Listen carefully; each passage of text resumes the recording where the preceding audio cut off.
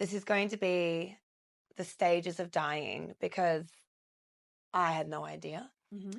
I thought it was like in the movies. Like I thought at some point mum wouldn't wake up from being asleep. I thought I'd be like, oh, like, And that can be. are you That can breathing? happen. Yeah. Well, I will say first,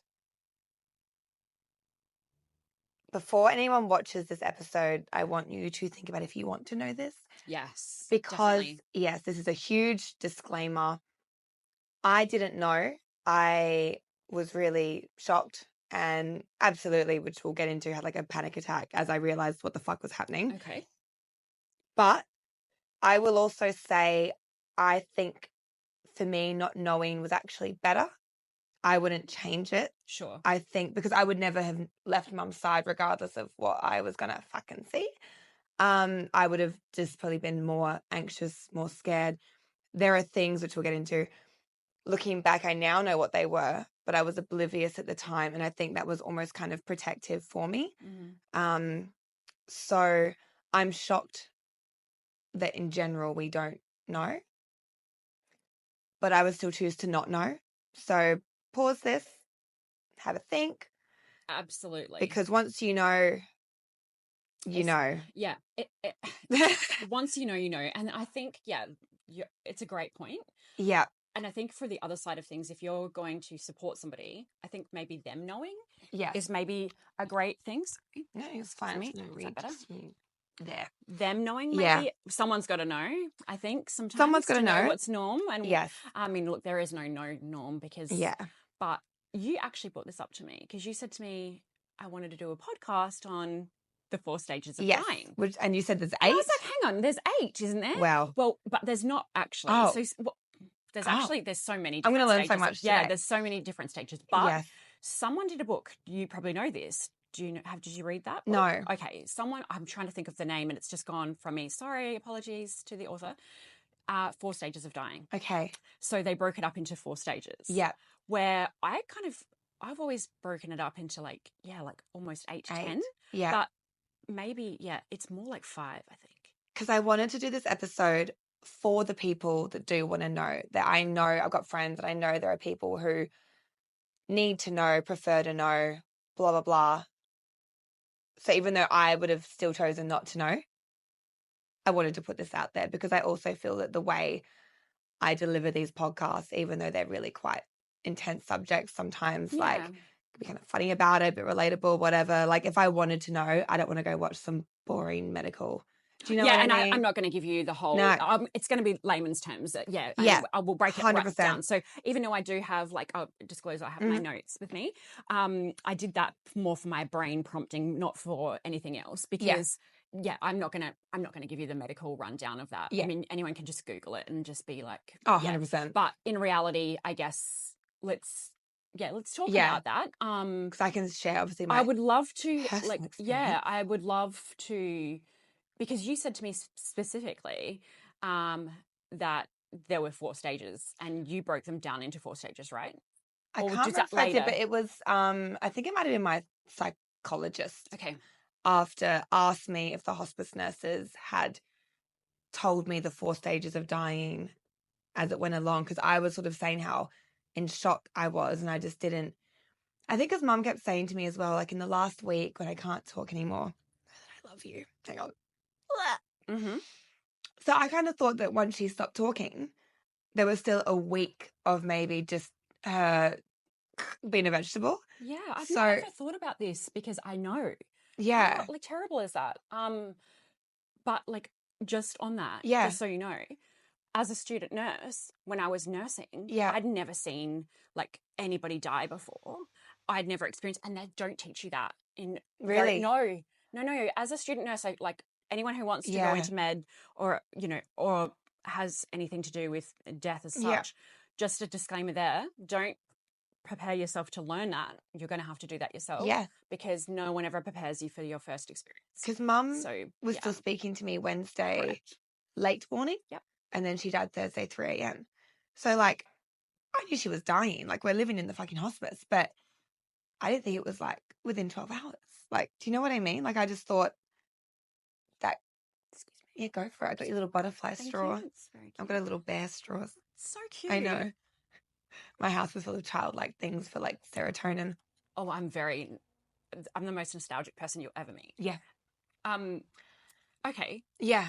Do you want to talk? Do you want to start? Like, tell me, or do you want me to tell you? Actually, I want to hear your experience. Okay. So when Mum got moved into hospice, we found out that day that that's where we're at. We did not go into the hospital thinking she wasn't coming home. And so the plan was always, and she'd come home before, obviously. So it was. She had a bit of a turn and she needed a little bit of extra care. She had a bit of a, like a weird mental episode. Yes. And I thought it was a reaction to the drugs. Uh-huh. I now know it's the deterioration. It was really scary. Yes. So scary. It's even scary for us. Yeah. Really sad. Yeah. And she was sleeping a lot. So I was just there every day. Like I was still working a bit, but I'd work maybe like 6 till 10 and then just go there all day. Or some mornings I was at the hospital at 5 a.m. I'd just wake up and go and start later. And I would just, when she had a hospital room, so before we were in hospice, we would just top and tail it in the bed. I'd set the pillows up at the foot of the bed and I'd just be in there with her and just hanging out. And there was this one day she was just sleeping like a lot. Yes. And then the next day it was the same, but then she had this full, I don't know if the word is psychosis, but like she thought she'd killed a baby. It's psychosis, just for record. Yeah. So and anyone who has not experienced psychosis before, and scary that's a different type of psychosis, it's the most fucking scariest thing. It was like harrowing seeing how scared she was and because trying to like talk her. Actually believe it's happening. Yeah. So she knew this baby. It's in England. Not met the baby, but she knew of this baby. And it was a particular baby she thought she had murdered. And she was having a full freak out. I know. And so then Jessie's like Googling and showing her the family on Facebook. Like, no, look, here's the baby. The baby's okay. Like, it's all good.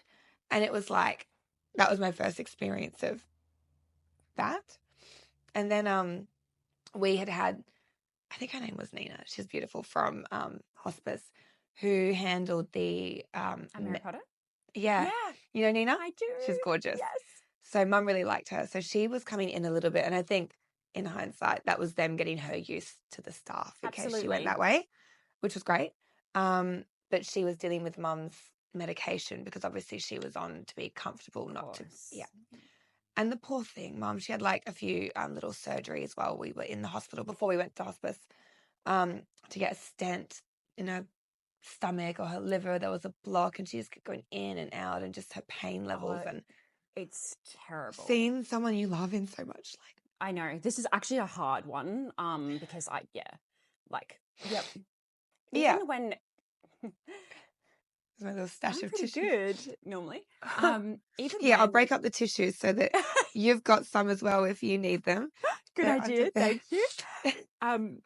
Even when you do not sometimes have like an emotional connection with someone and you are essentially their nurse, that can be very difficult. Really hard. So there was a day where Mum just, obviously the whole time it was, when am I going to get home? She was on oxygen. She couldn't get off oxygen because obviously her thing was if she get off oxygen, she'd be able to go home for a bit. And that wasn't. Yeah, okay. It's not going to happen. Yeah. We did get her home for 2 hours with an oxygen tank, which was, not knowing that was the last time, but that was really beautiful. Hang on. So the day that Mum was really tired and realised, maybe she realised, that she actually asked Nina herself about the hospice, which shook me so much because the whole lead up, it was, I'm never going there, not going to hospice, because it's right near the chemo room as well at Calvary. So we'd go to chemo and she'd be like, nah, not ending up there. So for her to speak to Nina about it on her own accord was huge. Right. And so I was kind of sat there in shock being like, are we here? Like, are we having this chat? You know, hang on. Yeah. And Mum was really good and really like on board. And then Nina sort of said like, I think, I think there is a space available.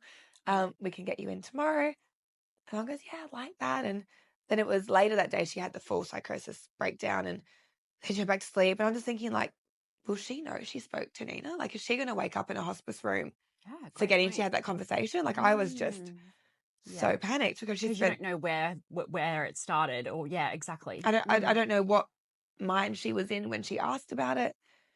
And my mom had always said she wanted to do voluntary assisted dying. But that's because she, in hindsight, she didn't want me to watch her, like, what I saw in the end. So then I was freaking out because then she hadn't had that set up because we didn't know we were there. And she's saying, oh, we've got to call my doctor. We've got to get VAD, got to do all this. And I'm trying to, like, work out what she wants and what she really wants. And, anyway. So later that night, Nina came in and she goes, oh, we've got a bed now. And so we wheeled her through and she seemed really happy. And the girls are amazing. Like, I still talk to the nurses there.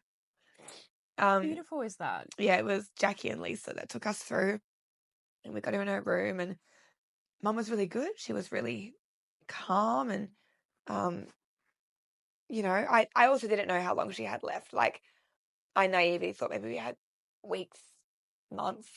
I don't know how fucking long you live in a hospice. Like, some people do get longer. They do. One of the other ambassadors for Mary Potter's fundraiser this year got 7 weeks. Or it was last year. They were there for, I'm like, fuck you. Like, I got 7 days.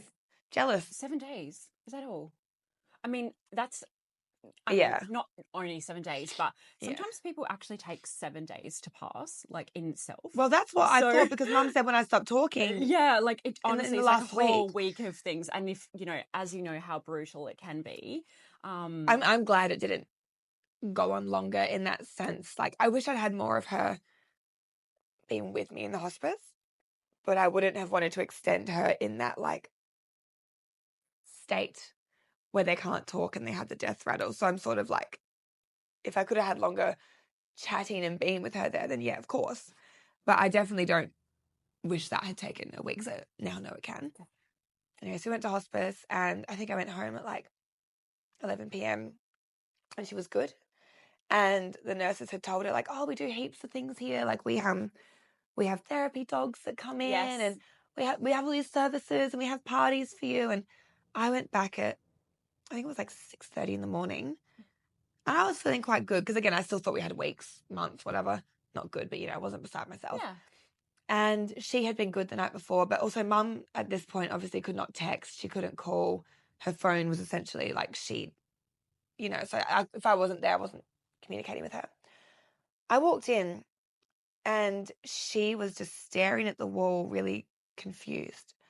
And I walked in, I was like, Mum. And it was this real slow motion of her looking at me. Like, it took ages to see me. I was like, what's wrong? And she goes, I've been up since 3 because the clock's there. I'm like, why? And she goes, I thought I had to get ready for the therapy dogs. I don't know. That is so cute. Sorry. And that's not me laughing. It's I my know. nervous giggle laugh. Oh. I know. It was just so... I love the way their brain, I love these stories. I know it sounds crazy, but I live for them. Like, I live for these little things. Yeah. So she was really confused and just, obviously she'd heard them say, we have therapy dogs. And then she's stayed awake because she thought the dogs were coming. And that's when I realized, like, I'm not going home. I was just like, just cancelled my work for the week. Well, yeah, indefinitely, but ended up being for the week. And I just moved in. I just got a bed next to hers. Yeah, because I was like, even though she seemed okay, I just realized if I wasn't there, and like she had lots of moments when I was with her where she was a bit lost or scared, but because she saw lucid, me, because she saw me, immediately she was okay. You know what? I have to admit, like, there was one. It gets me every time. There was one thing I saw on your Instagram, very like before I had spoken to you again, like, and I saw this. It was a clip of Mum, and she was saying something like, I woke up and I was a little bit scared, and then I realized Sam was here. Yeah. Oh my gosh. I said, Mark, my husband, Mark, like, watch this. He can't stand anything. Yeah. And I was beside myself. Like, it was like it was just the most beautiful, because I've been there. I know those moments, those little moments. Yeah. Where, some of the best conversations I've ever had with people were at 2 or 3. Oh, 100%. And like, I'm so lucky because she was in and out of it a lot because they had the pump and all the drugs. And like some of our best conversations that I've recorded, all of them, were like 4 a.m., 6 a.m. Absolutely. Like a lot of her friends that were visiting got her asleep or of like, course, yeah. you know. So if but she would just randomly be good at random hours. And that's the thing. Like, but if we go back to the very, I guess the start of what you said, saying like, I guess her body knew that before her, before her mind, but her body and she knew before. I mean, there were signs for obviously her that she was like, okay. Yeah. And that's one of the stages is your body knows before. 100%. And it was really hard because in hospital, we did still get her out to the garden in a chair. And that's another reason I was just there all the time because and that's why hospice is amazing because you press that button, those bitches are there within 2 seconds. Oh my gosh, they're incredible. Whereas hospital, like they're just busy, and it's no shade on hospital, but it's not our fault. No, I mean, and I say that our fault, but I get embarrassed at our system sometimes. Yeah, no, it does. Yeah. Yeah. The way I've described it in a previous episode was I feel like it's when you've shopped at Kmart versus Chanel. Like at Kmart, it's like understaffed, you want a new size of the dressing room, you're trying to like whatever. Chanel, you've got that person that is by your side 24/7, anything you need. That's how I came into it. But yes, I agree. Like, yeah. So, in hospital, I was taking her to the toilet all the time. Yes. And I'd grab her little, what was that, like a little drippy infusion oxygen, whatever the fuck it was. I'd like get all the cords and I'd take her to the bathroom and I'd help her and we made little dances of it. And I made it really fun. Pump in and obviously, and the Yeah. oxygen. Yeah. Yeah. So I put her. You just wheel it along. Yeah. And I put her pump in my Dior bag. Of course you did. Because it was ugly. And that way. So ugly. I've got this, I couldn't post it. It should kill me. But it was, obviously she had no hair on and she looked fucked. But this little photo of her with her little Dior bag in the toilet, like, it was so cute. I love that. So I made it as like, that was my job, just to make it as fun and you did good as possible. Oh, but I went from helping her with all those things to then eventually somebody else helping you. Yeah. And then the nurses would have to help her get her in the chair to go to the bathroom. But then eventually she had the what do you call it? The pee bag? Oh yes, the catheter. Yeah. Yes. And so like it was like I just watched different functions lose every day. I know. And it's just so awful watching it. Mm-hmm. Anyway, so yeah, that first morning in hospice when I realised she's scared and confused because she'd been scared for like 3 hours, to get her back around was a really big job. But like because I moved in, it just never got past the first few seconds. You move in. Oh yeah. I love that. They let you do whatever you want. Yeah, there's places just 100%. It's just they don't allow that. But yeah, the first night I spent on their fucking spare bed. No shade on them, but it's the one that I think. Oh, like the pull out. Oh my god, yeah. But it was like it's like trundle bed thing, but it was like so low to the ground. It was so squeaky. It was like dipped in the middle. Yes. So my friend Chloe, she bought me a bed. So she got like a camping mattress, and that was great because I was up at the same level as Mum. Yeah, amazing. Because like when I was on the floor, I'm like down here and I can't see it. Do you know what I mean? Absolutely. Whereas I just went top and tail so I could see her. I love that. I felt like, obviously I haven't got kids, but I felt like a mom to a newborn baby. Absolutely. I was up when she was up. We always refer this back. Yeah, I slept when she slept. Right. The minute she opened her eyes, I was like, exhausting, hey. isn't it? Oh my God. I'm so grateful because as much as it was like the hardest week and the hardest thing I've ever done, I'm grateful I could, because so many people that message me if they've got kids or they're a single mom and they want to do what I did, but they physically can't. So as much as it was hard, I'm so grateful I could. Absolutely.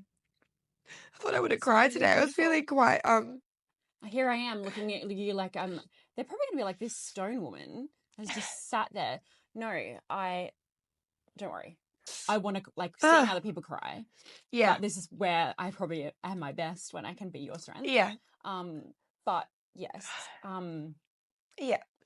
So watching her lose kind of those functions and just, yeah, when she was, I got so many beautiful moments again, as you saw, but just watching her be a bit out of it, a bit confused. And sometimes she'd wake up and because we used to go to Melbourne all the time, she'd go, "Oh, yeah, Crown Towers." I'm like, "Yeah, babe." I was going to say, did you play along yeah, with it? of course. That is one Absolutely. thing I'm really good at, and I always encourage people just to play along with it. Yeah. You don't need to like bring them back in. Sorry, I'm No, making sure I was great. open yours. Yeah, you don't need to. No, well, why? Why? Yeah. And like sometimes mum would know she was dying. Sometimes she would be like telling me again, make sure you do this and make sure you do that and tell this person this. And then other days she'd be like, "Oh, am I quite sick?" And I'd be like, "Oh." Would you tell her? I kind of said like, "Oh, a little bit." And then sometimes she'd ask, "Am I dying?" I'm like, "Oh, not yet," because it's true, not yet. But I was like, absolutely, not there yet, even though we're in a fucking hospice. Like, absolutely. oh my God. Just, yeah. They don't prepare you for that. No one one does. And you know what? Even if you can be prepared, No. you're not prepared for it. And that was actually the best advice. My friend who's a nurse in Calvary said to me, she's like, "Don't try and prepare yourself because like nothing will. Like nothing will." And so I kind of just, obviously, yeah, I had my little freakouts and whatever, but I just kept being like, right now what I can do is look after her. I'll deal with me later. Yeah, and it's such an honor, isn't it? Yeah. You know? 100%. Yeah. So she had these little, those disgusting drinks when you can't eat anymore. Oh, yeah, they're terrible. Yes. She hated. Yes. Yes. But, because, yeah, obviously, I mean, that was another thing was her appetite. Not appetite. Her Actually, ability that's one to eat. thing that I did have on here that I've totally forgot about, but I just assume that people know. But yeah, it's the appetite. It goes. Yeah. Yeah. Or like she'll eat and then, or not be able to, or feel sick, or throw up, or go to the toilet. Like she couldn't eat. And in hindsight, I can now see that before she went into hospital in those final weeks. But my mum also was gluten-free, dairy-free, had IBS. Like, you just don't know. Absolutely. And like, we've been to Melbourne 3 weeks before hospital. Like, she's getting tired of it. I just didn't think we were there. But I'll always be happy that it was like good and then a quick decline. Absolutely. If she'd had 8 months in a wheelchair and oxygen and her world was already so small. Yeah. Fucking hell. Anyway. Absolutely. So the appetite. Yes. I'm taking your tissue. That's right. Take mine tissue. But you know what? When I cry, I'll cry. It's coming. Yeah. So, take it. What was the point of doing makeup? There is. Well, anyway, so the appetite. She was drinking the drinks. Oh, the drinks, yes. But then eventually wouldn't have those either. Yeah. They are really hard. Yeah. She was so funny. I've got this photo of her where she wouldn't want to drink it. But in the final 2 days, when I realised we were there, I let her not drink it. But initially, we're like, "Come on, Mum," because she was still okay. Yeah. Not really, but you know. I'm like, "Come on, Mum, you've got to drink it. Like, do you want to keep hanging out with me?" She's like, "Oh, yeah." And so, like, I've got this photo where, because she's drinking, like, this, right? But what she did, I'll show you, and then the camera can see. She would do this to me. She's so cheeky. I've got this photo of her, like, looking at me like this, but you turn around and the straw's up the side of her face. That is so cute. That is so cute. She was so funny. Oh, and like playing dead with Jessie in the hospice. I posted that. I saw that. Oh my gosh, that's hilarious. So I went to go get her like a cup of tea or some shit from the family kitchen. And I come back and her and Jessie are both. That's dark humor. And I was like, "You fucking cunts. We're not." That is so funny.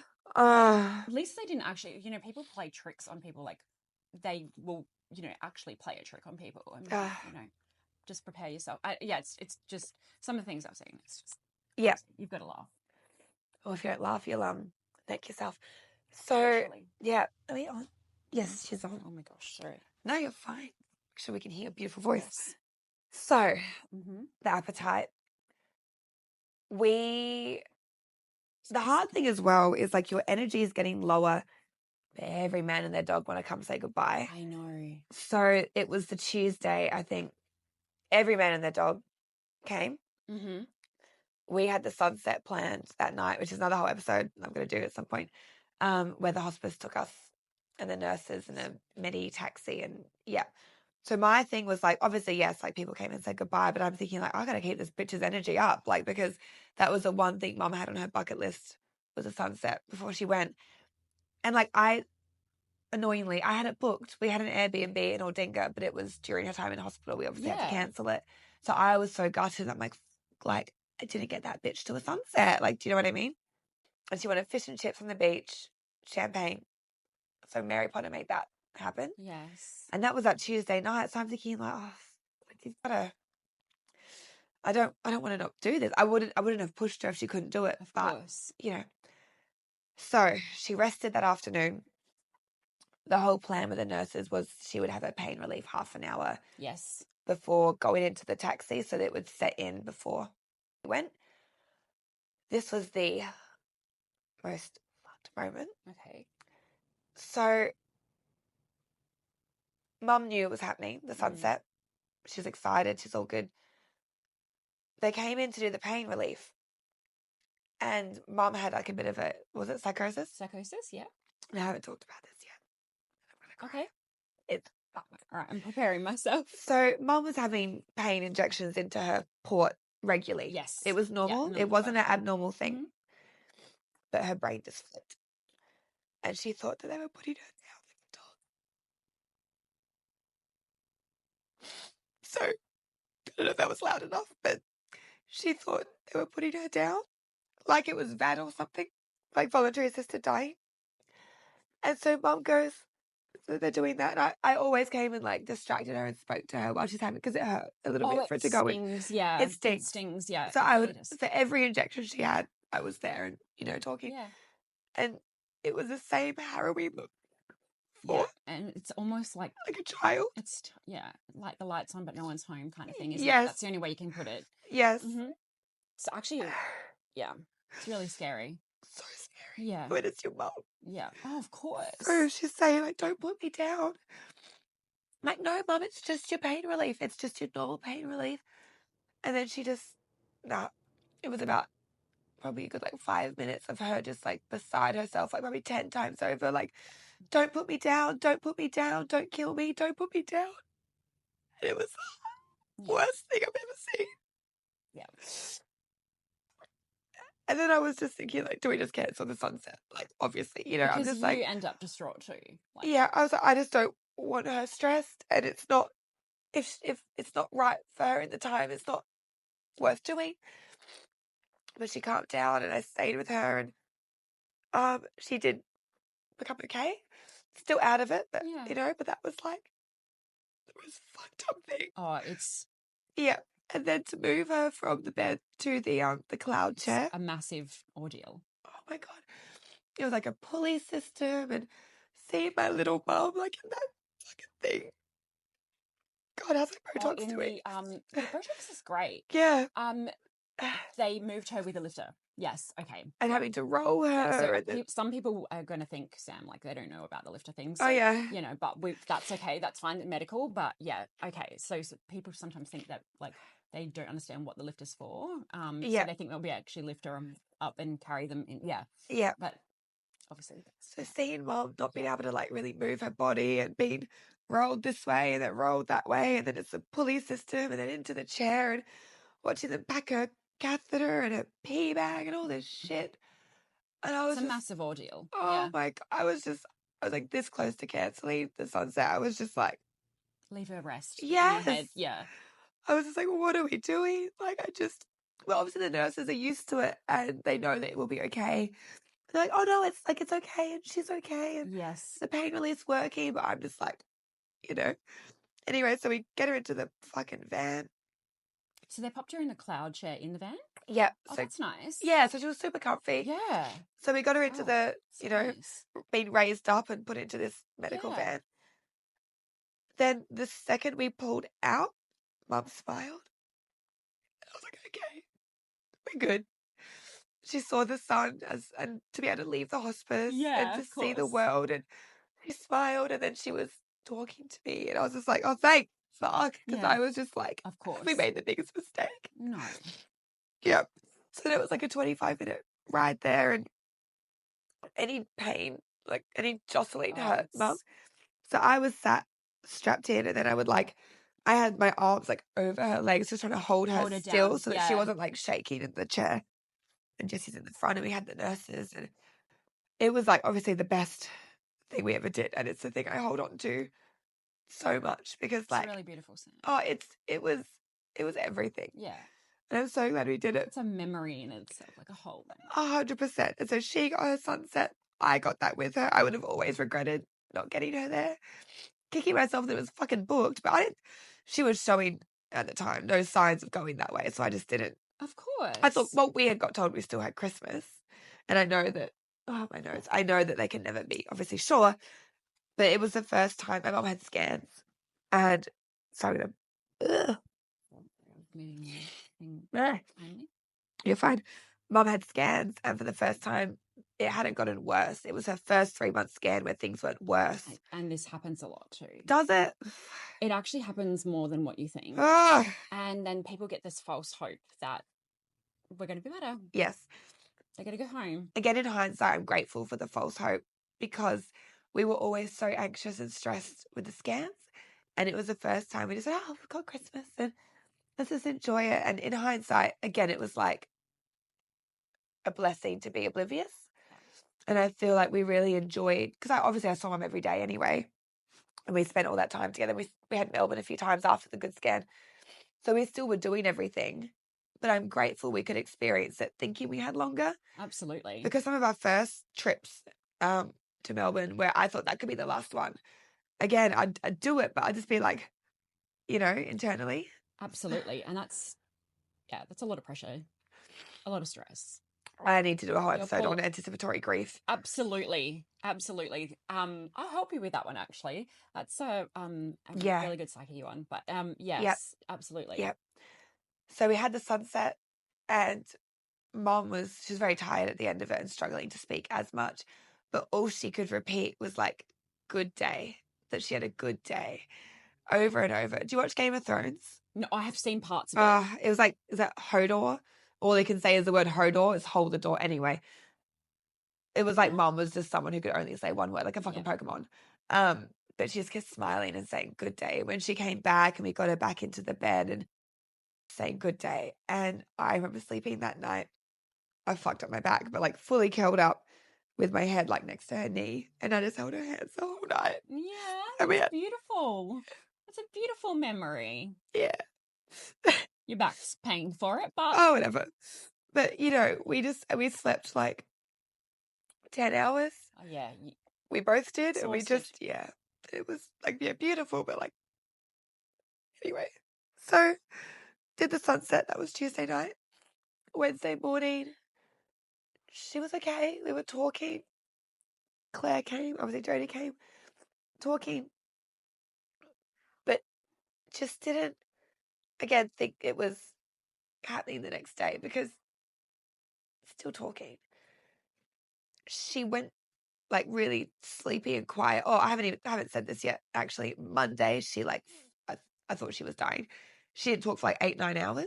Yes. She was just there that's what actually I had the burst of energy. Yes. There's an energy burst. So that's interesting because it kind of happens after a scenario where you're extremely tired, your body's so tired, and you're sleeping a lot. Yeah. And all of a sudden, it's like this is where the false. Yeah, and then Tuesday was normal. And you're like, oh wow, that was a great day. Like, yeah. So on Monday, the nurses actually said to me, then we're in this stage where, your mum can't really talk anymore, but she can hear you and blah blah blah. So I'm texting it's been like 8 hours of her just like this, and I'm texting all her friends, and my friends being like, right, like mum can't talk anymore, blah blah. And then at 10 p.m., I've spoken about this already in episode 2, but at 10 p.m. she just goes, morning. And I was like, what? She goes, random things. I know. Yeah, she looked at the clock and it was like 9 or 10. She goes, 9 a.m. I slept in. Like, it's 9 p.m., bitch. You've been fucking comatose all day. I thought this was it. I thought our last conversation was our last conversation. Like, fucking hell. So then, like, when that happened again on Wednesday, I just didn't believe it was there. And she could still say I love you a little bit Wednesday afternoon. No. But then it was like the death rattle. Okay, yeah. That's... I didn't fucking know. Oh. I didn't you know. had no idea about the death No. rattle? No so idea. the hospice nurses didn't even say to you... Once she... like, they didn't... I think they were being... I think they could tell what kind of person I was, and they were being protective of me. They didn't say death rattle. I found that term out fucking later. They just said this is a normal part of, what is it, the lungs fucking breaking down, correct, or not being able to swallow it's anymore, so things pulling. They said that. They didn't say death rattle. Mm-hmm. I found that out later. So I didn't know what that was. It was... That's not me smiling. I know I'm like smiling. No, I know. I understand.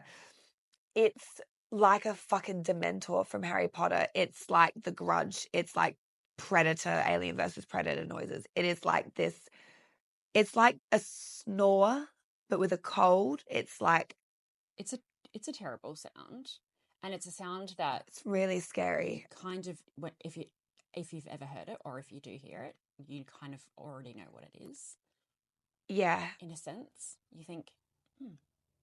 Again, I thought my sweet little mum was just gonna...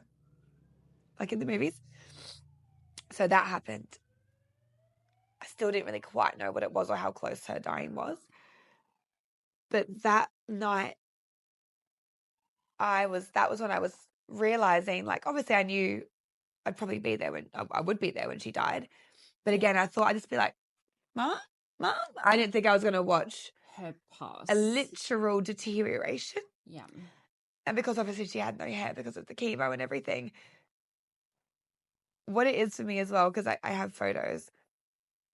Obviously, at one point, she's just back and her head's back and whatever. It's the jaw slackening for me. Oh, yes. What the fuck? Yeah. Okay, so it depends on how they're positioned as well. Mm-hmm. Oh, my God. So... you're going to think the muscles are, relaxing. Everything is shutting down.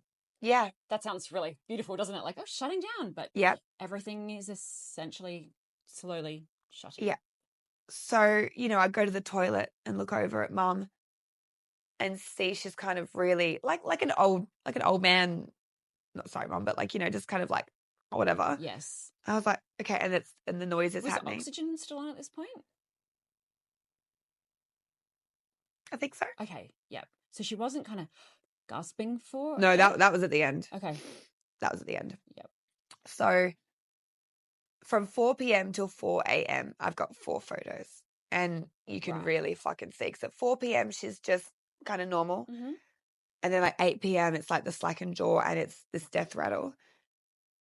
I think I was reading her book to her. It was so sad. Because I knew she could still hear me, but she couldn't talk to me. Sorry. It's okay.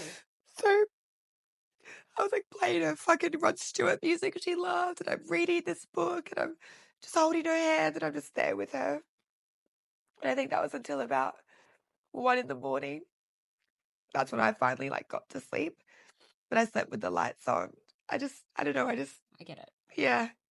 And that's when I was like, oh, I'm going to be in a bed with my mum until she dies. Yeah.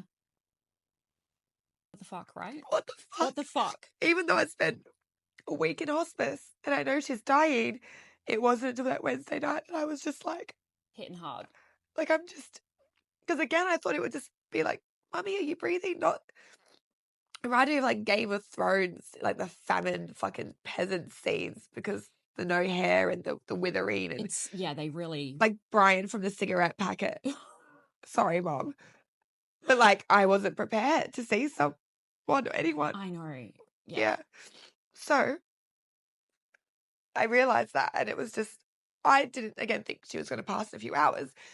Again, I thought I had a week of that. Well, like you said, some people maybe do. My God, they can hold on to anything like little parasites. I did tell her to go, though. Yeah, of course. It was 1 a.m. before I went to sleep, and I just sort of said to her, because again, once you can't talk and once you're making the death rattle and watching her slowly just... now you're making me want to cry. Yeah. I'm holding back. Do you know what? I have to piss really bad. Go. I'm going to get us some more tissues. Hey. Just 1 second. Well, the end of this episode's over with you crying. Oh, yeah, I know. I've been close a few times. I already worry about me crying because, once I cry, I can cry. Yeah. And, I'm a sobber, so. All right. We're in. Okay, Where was so- I? So my beautiful mother died in my arms. So, so I said to her, like, because I realized there was no energy burst, there was nothing coming back. Yes. This was this stage. And that's why I say, like, I would have wanted longer how she was, but that, you know. So I just said to her, like, you know, Mum, if you're like holding on for me, like, it's okay. Because you can't stay like this. And that's a really beautiful thing, and Yeah. a really selfless thing for you to do. Yeah. It's the opposite of what you want. Yeah, but I could very much see that I want to know here, but not like that. No, And it's, of course not. you know, No. so I told her she could go. I remained holding her hands, but what was really sad was, like, the night before of the sunset, Yes. we were holding each other's arms, whereas this was just me holding her. Yeah, of course. She couldn't hold me back. No. So I got to sleep about 1:30. Again, not knowing how long this would go on for. And then when the nurses, because they come in every few hours, I think they came in, it was like, I think it was like 2:45, 2:50, and they came in and it woke me up. And I got up to go pee, and I came back, and her name was Sue as well. And she just said to me, like, I can see a big difference in your mum's breathing. I think it's happening soon. And I'm like, oh, like, how soon? And she's like, soon, I'll leave you to it. And I was just like, I'm like, dazed, I've just woken up. And she's like, walked out. Oh. Yeah. Oh. No shade on Sue. No, I no. think she, No. maybe most people want to be alone. And I'm happy I was, because I called Jesse. And he was awake. He said he felt like Mum had, like, come to him and been like, she needs you. I believe that. Yeah. I really do. Because he just read, because his phone was on for this reason. But he answered first ring and he was awake. It wasn't like I'd woken him up and he's like, oh, like, what? And he was there within 7 minutes from leaving the house. But May didn't, like, Mum had gone. I'm happy about that. I really wanted him there. I was really scared. But it was really beautiful to be just us. Absolutely. It's always been Mum and I. And I think this is a thing, they really do wait for the right time. Yeah. I know that sounds kind of corny, but I like. Yeah. So Jesse walked in literally, like, I don't even know, like 2 minutes after. So I'm glad, but I was just like, you know, but final breath. I did not know. Yes. So obviously Mum's breathing had, like, slowed. Mm-hmm. It got like slower and slower. And it was this really, like, I need to do a whole episode on random traumas I have since watching my mum die. Because there's a client I have, you know, like the old man sleeping where they got this one client whose mouth completely fills up and then the air just escapes out one part when she's sleeping. Oh, wow. And it's not her fault that it triggers me, but it's that's what the final breathing is like, because it's like Mum's lips were kind of a bit tacky and stuck together. And the cheeks kind of fill up, and it's like this real, it's not like a normal breathing. It's like a fill up and a... Yeah, it's a full release of... So wasn't prepared for that. No. Anyway, so she's breathing that way. And then I thought, it's kind of funny, I thought she was done. Yes. But I'm holding her, you know what's coming. I'm holding her hand. Oh my gosh. I had no idea. I'm holding her hand and I'm like, I've hung my head and I'm just like, oh, like, you know. And then Mum just goes... So you did get a movie dramatic, like a...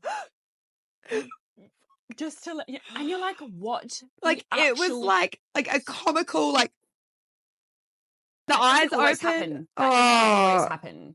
Like, I screamed. I screamed in the way that when you see a spider, like a proper, like, not like a guttural sad scream, like a fucking scared scream. Understandable. And it made me laugh. Oh, and I felt like it was her snapping me out of crying. It would have been. She'd be like, fucking got ya. Yes. Literally. Fucking literally. So I didn't know that there was after the, like, there's like another final breath. It's like it's done, and then it's just this like big fuck. Like, what the fuck? Yeah. That doesn't. Yeah, people sometimes can't open their. Yeah, I mean, It was just like a. Yeah. Oh, but that's the other thing that was like just before that. It's like her little like the slackened jaw and her little slit eyes. Say, was her eyes closed? They were like that. There's like a slither open. Yeah. It's sometimes the eyes. I feel like I have two traumas. It was dry. I have two traumas of like, I've lost my mum, but I watched the person die. And it was really fucked. Yeah. It's like two separate traumas. It's really weird. That was one thing I wanted to say to you. Like, seeing somebody die will change your life. Yes. And nobody ever tells you that. No. Nobody ever tells you that. I lost an innocence I didn't know I fucking had. Yeah. Yeah, it will change you. Yeah, it'll change you. And whether that's your mum or, unfortunately for you, it was. Yeah. Or whomever it is. Yeah. Because again, it wasn't this little like that was a disease. That was deterioration. Yeah, it's terrible. Like, how can someone go from 24 hours earlier taking photos with me and chatting and putting a face mask on to just being like, again, Brian from the cigarette packet? And like, I just can't believe how quickly it changes in their body as well, because I was so, when you're so close to someone you can't see from a distance, right? I was so close to her that I was still holding her for ages and just laying there curled up with her. And then like when I left, You're getting me. When I left, I kissed the top of her head. Yes. So I was above, I wasn't like here. And I asked her to take a photo. I took a photo from over there. And I didn't see it straight away. But looking back, like, that is a little white, grey, dead body. Yeah. And like everything had lost plumpness. I know, it's bizarre, isn't it? So quickly. I just can't understand. Like, one thing I just don't know. What happens? Like, the body just is like, okay, it's time. So quickly. Like, click of the fingers and all of a sudden everything just stops. And obviously we'll know there's no oxygen, there's no blood pumping. So it's this, what the fuck? What the fuck? And then now looking back, because again, I didn't know the stages of dying and I'm glad I didn't. But there was a period where I thought pre-death rattle, right before, I thought she was getting sick. She was kind of like choking a little bit. And so I know I was helping the nurses with everything. They gave me these swabs and I remember I was trying to pull out this like phlegm. Yeah. I thought it was phlegm. I was pulling out this brown gunk out of her mouth and trying to help her. And now like, oh, that wasn't like you being sick. That was your insides deteriorating. I was like pulling your... It's a good thing to say. I like that. No, it's really... Like, but if I'd known that, I would have been having a bigger panic attack than I was. So I'm glad I didn't. But looking back... It's just fluid. Like, we still put it down. So sad.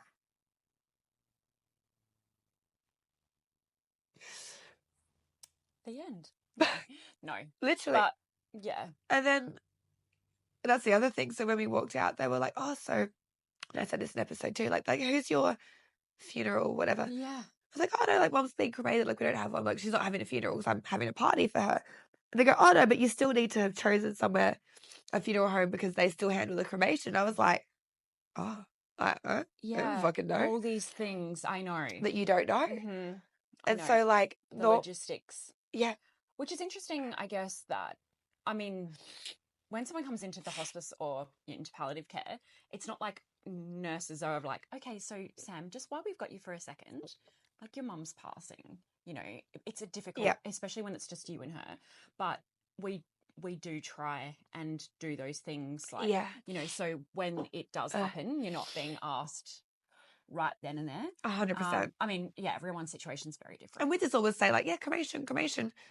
But again, this stuck up on us quite quickly. We didn't know we were going from hospital to hospice. So it just... Yeah.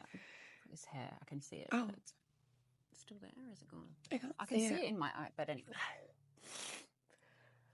So, funny thing though, we then had to like obviously, well, they say you can stay as long as you want. And I don't know if I did mum a disservice by this, but I'm like, no, I'm good.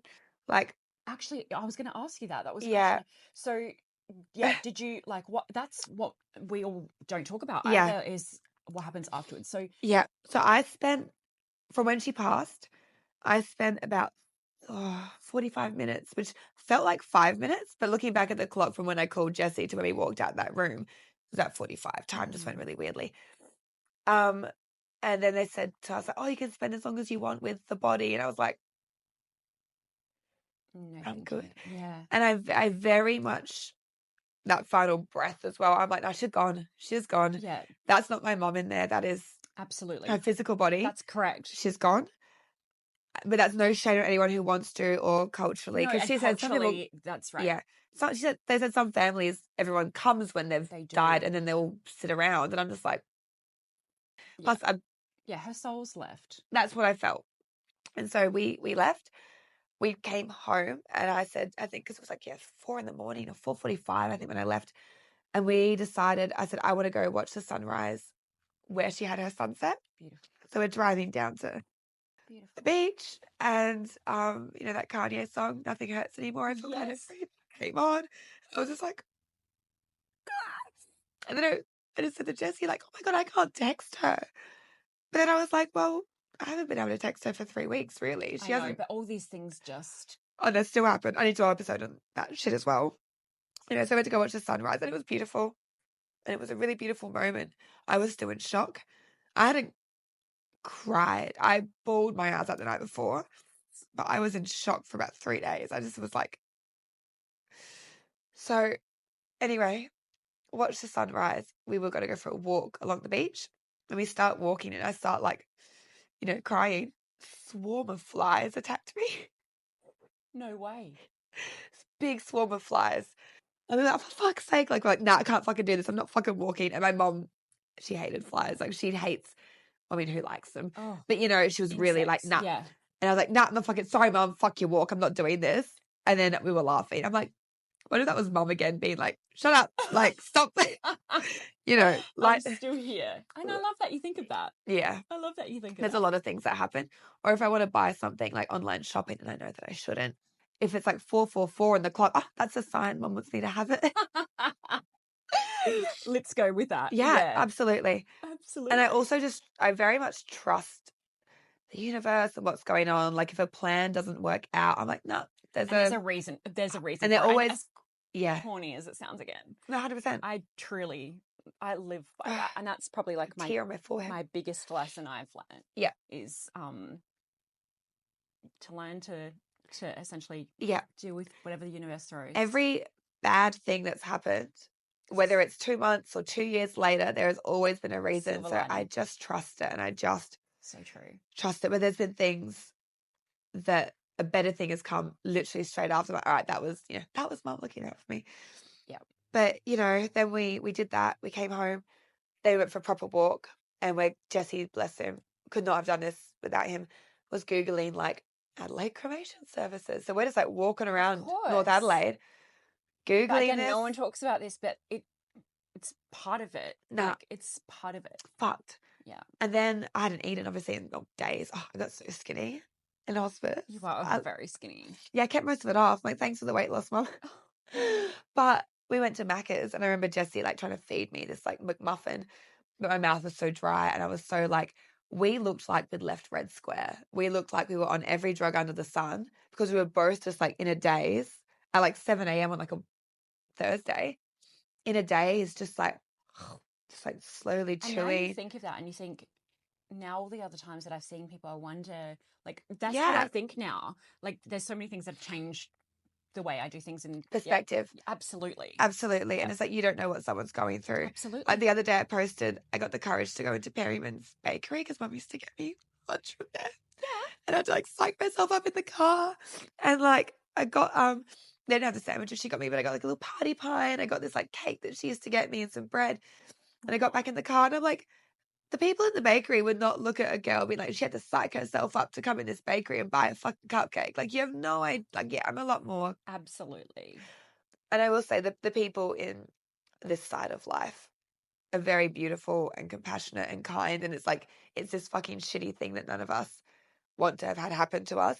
But it is the most beautiful community. Like, it's fucking, oh, it's hard, isn't it? It really is. But it is the most beautiful, I think, because it's everyone, grief. It's just, it hits everyone.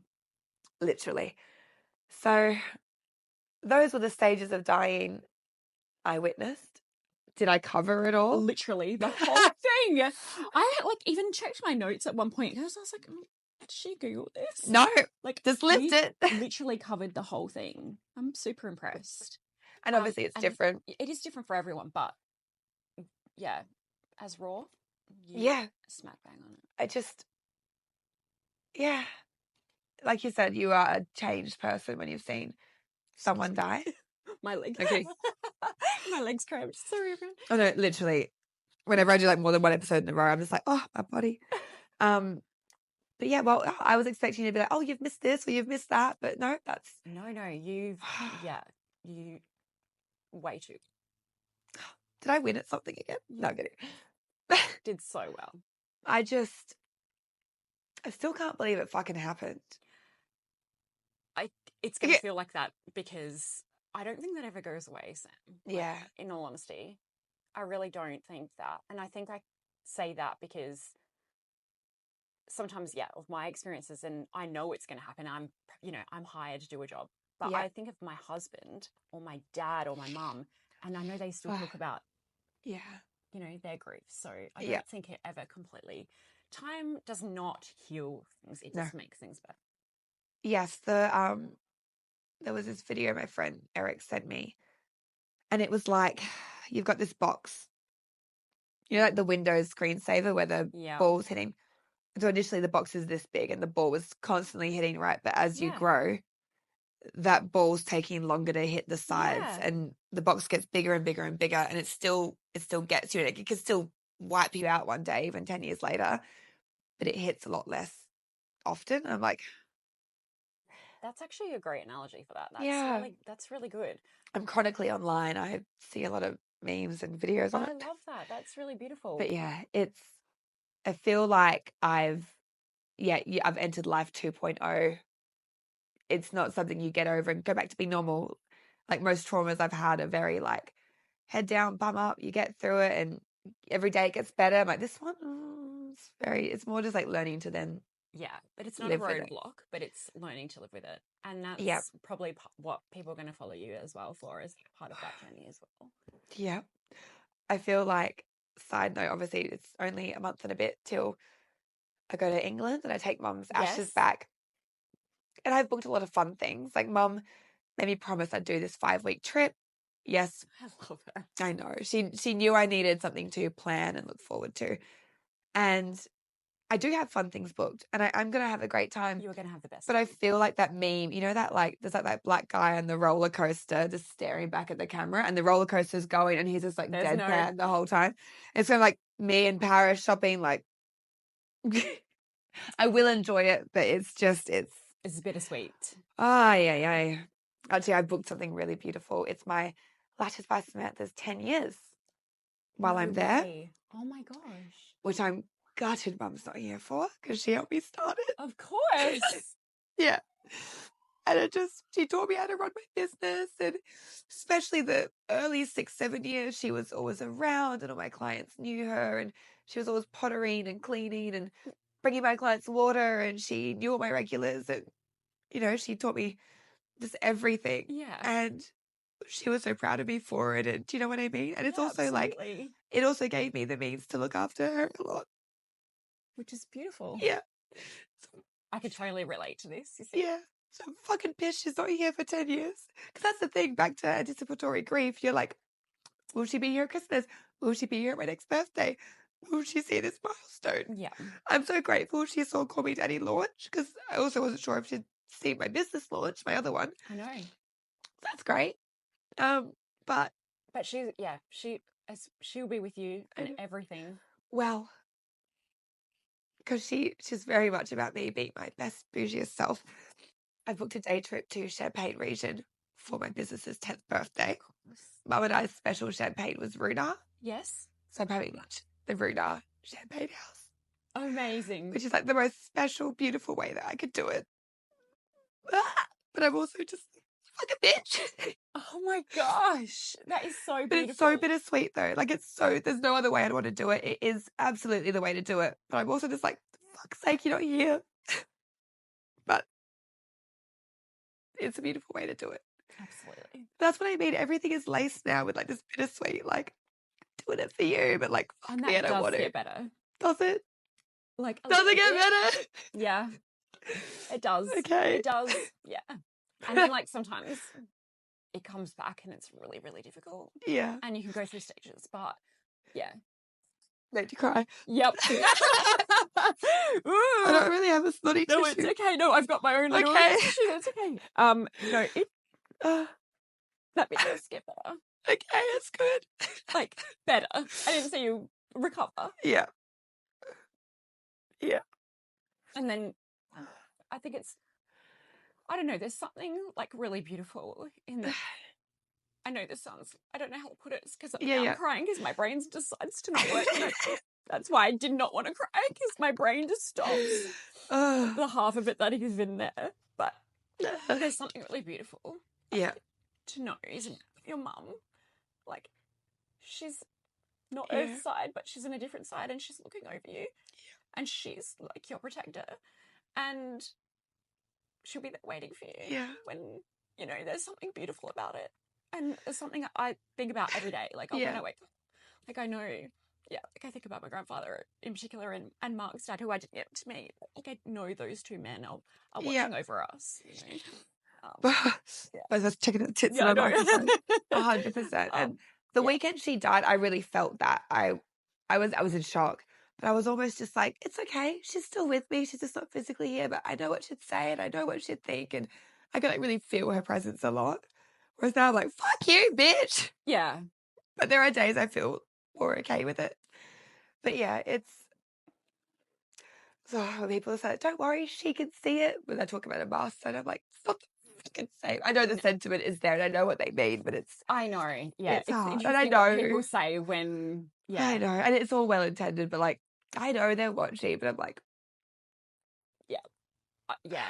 I really struggle with the term when people say they're better off. Oh. And there are elements that are obviously very true. Yes, but doesn't make it right or fair.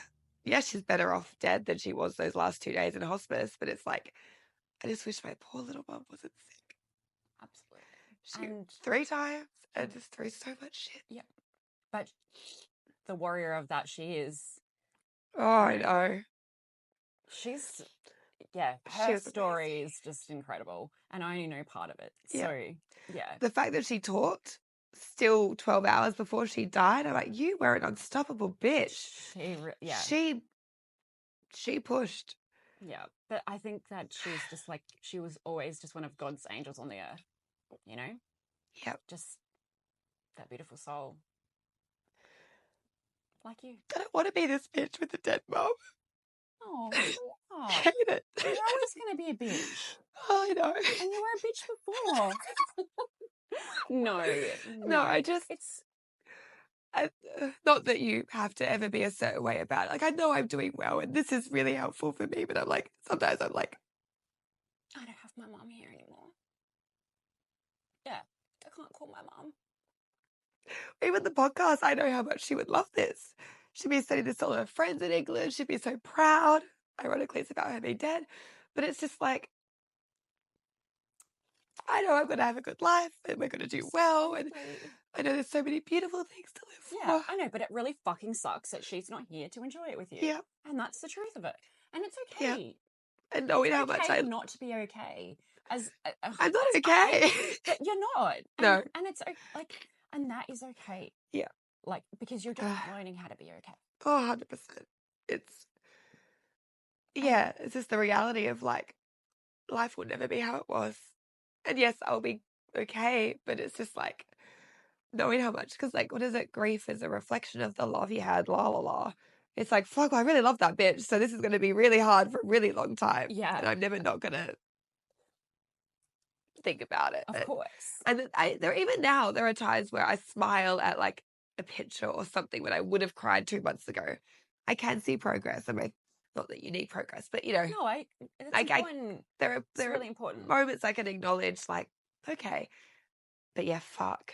But if I can tell you something, yeah,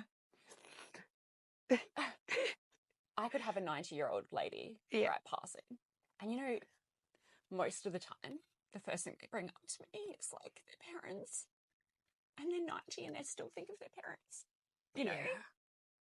Like they were always like, oh, my mum this and my dad was this, and and I think that's just so beautiful. So even when you're old and decrepit, I'll be able to remind you. Thank you. Of all these things, and we'll have this. If I'm ever terminal, I'd like you to be my palliative care. Without a doubt. Without a doubt. Oh my God. Any of my ex-friends coming to see him like, Leah, turn them away. I need a list. Can't. No, gosh, can you imagine if it was me? I have a list. Yeah. Oh my gosh, my list would be. I have a list. A scroll, like a Rolodex. Like a roll. No. Although I think about what we said earlier, and I still get mad. I still hold grudges. I don't react as much to people. Me too. Or situations, because things have happened to me that killed me years ago that now is water for ducks back. And then I watch Mum with how things were with her, with some people's relationships towards the end, and things that you were saying before. Because there's sometimes that like I've reacted in the past when I was younger and later regretted it because I've calmed down or realized it wasn't that big of a deal. Well, it's growing. It's what we do. So it's made me softer and kinder. And even if I'm angry on the inside, I hold back, because there's some moments where I'm like, no, that would have been an overreaction. Absolutely. And just trying to be... That's growth in itself. Yeah. Trying to be peaceful. Absolutely. And yeah, you will look at things differently, and you will do 100%. Yeah, and karma is an actual thing, and good and bad. People always associate karma being bad, but there is good karma as well. 100%. But yeah, not that this is going to be about me, but like I've had my own brushes with death. Like in recent time, like I felt really unwell, and I know we haven't got to that, so we're just throwing that on you. Yeah, so yeah, I think that is a conversation for us to have another day. Yeah, because I can't be like, oh, I almost died, but I kind of did. But at the same time, oh my God, how dramatic! I want to know everything. Dramatic. Yeah, it sounds dramatic. And yeah, I think now that happened to me, that again makes me look at things very differently. Yeah, absolutely. I'm grateful for the perspective I have, and what thing. I'm tired, Leah. You're of life. Yeah, it's exhausting. Oh, I will say though, I can now. Mum's dying face, that Brian picture, kind of hovered around a lot for like the first 2 months. Yeah, it's not as very normal. It's not as present as a memory now. So that's growth. That does get better. Yeah. Honest. It really does, because yeah, you really will hold on to those happy things. Yeah. And yeah, that will become. There's a therapy I want to try. Is it EDMR or some shit where they click? Yeah. Yeah, I want to get that. Yeah, it's. I want my little hot cunty sassy mum in my brain, not my like. Interestingly enough, like yeah, I studied a lot of psychology and I did EDMR myself. I actually had this conversation with a friend the other day. I found like it changed me to a point, so I think you've just got to be ready for that. But that's for a whole different. But we have like so many more episodes to do. Oh yeah, that's a whole different episode, but I think that's a whole different life talk. Yeah, EDMR would be really good for you. You need to. Yeah, but I think it's quite early. Yeah, I need it though. Thank you for today. Thank you so much. That was very cathartic. Thank you so much. Become the girl that cries on the internet now.